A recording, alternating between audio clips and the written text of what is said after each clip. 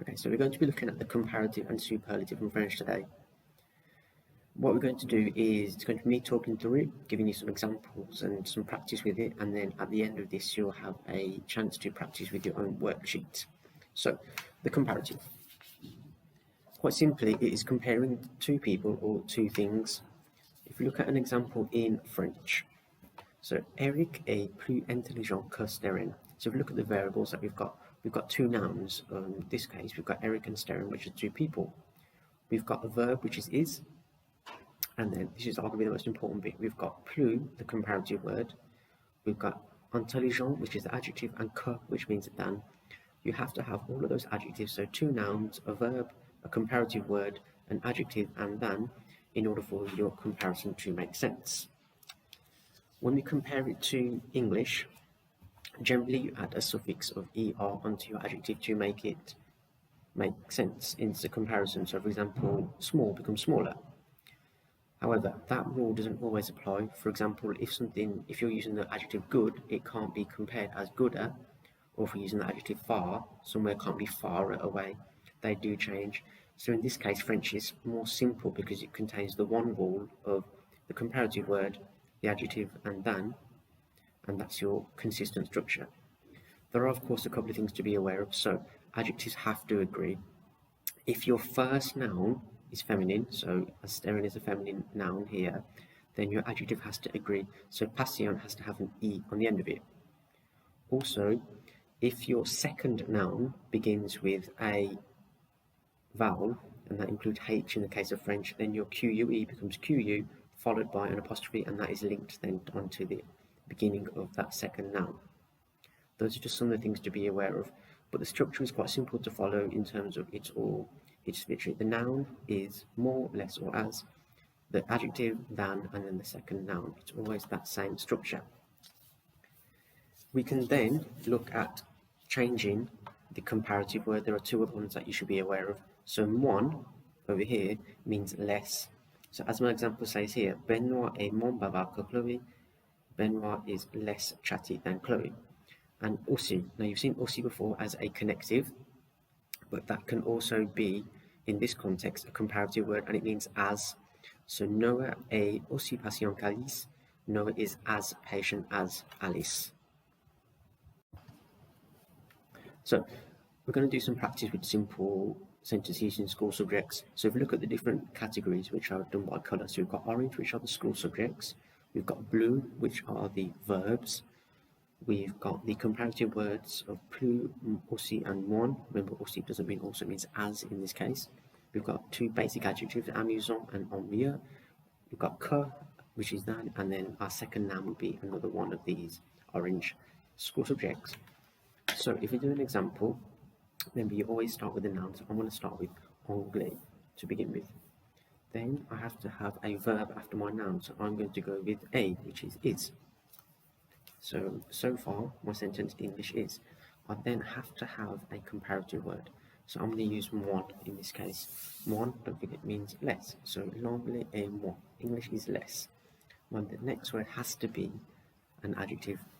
So I've got a choice here. I'm going to use ennuyeux. So anglais est moins. So English is less boring. I then have to have my keyword of que, which never changes. That means than. And then I'll just choose another subject. So I'm going to compare it to French. So my sentence, complete sentence is English is less boring than French. L'anglais est moins ennuyeux que le français. And that's my complete sentence. So your activity is to create 3 sentences of your own. You can use these cards that I've given you, or you can think of your own or find your own school subjects. You can also use different adjectives.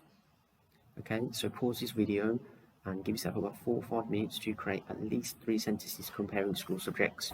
Right, good luck.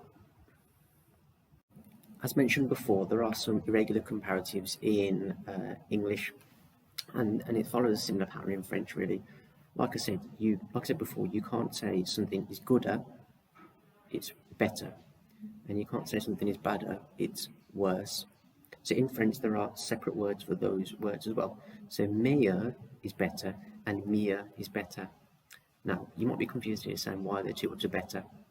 What you need to know is whether in your original sentence you would use good or well. So if we're looking at this sentence here, it's a good film.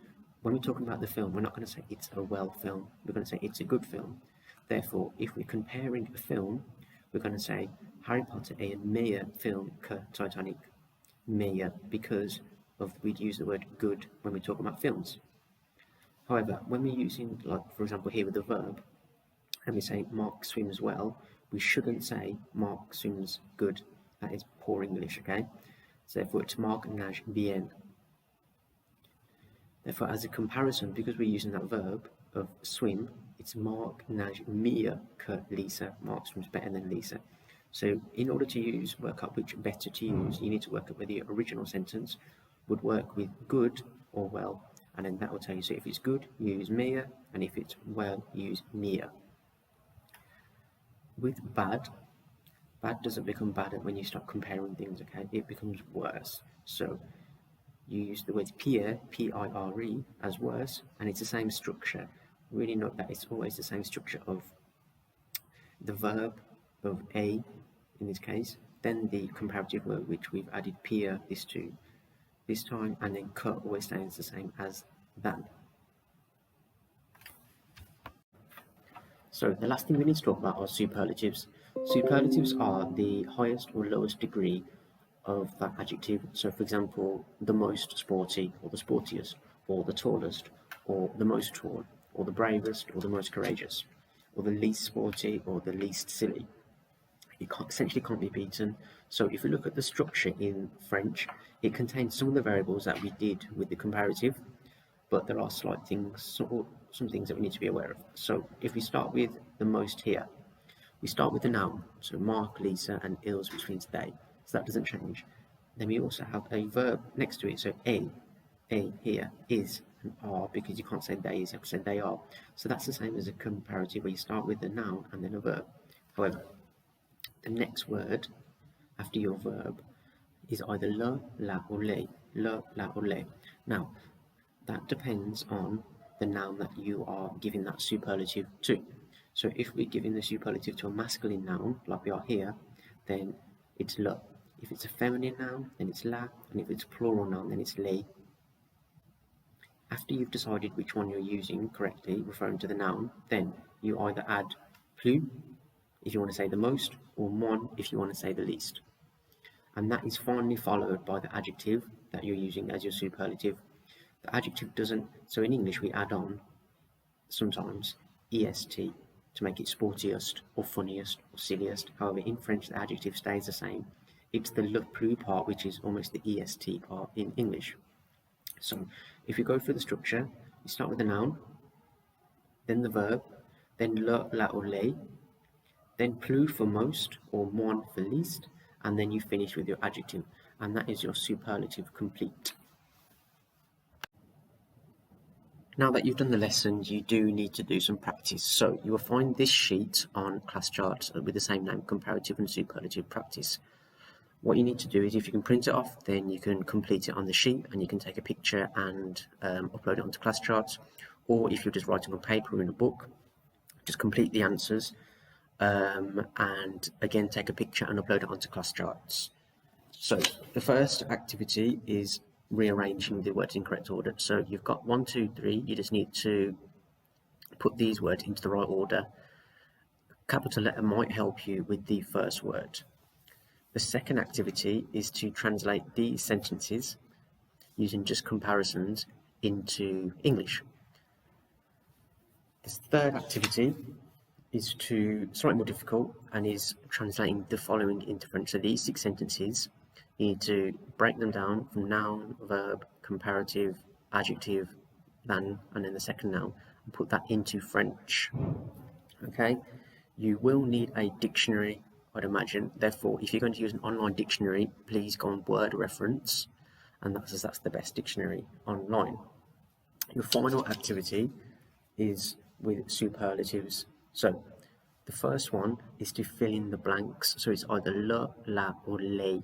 Okay, so all you need to do is fill in the blanks, le, la, or les, apart from number 5, which is a bit of a challenge one, so I'll let you have a think about that one. So you need to look at whether it's masculine, feminine, or plural would fit in the gap there.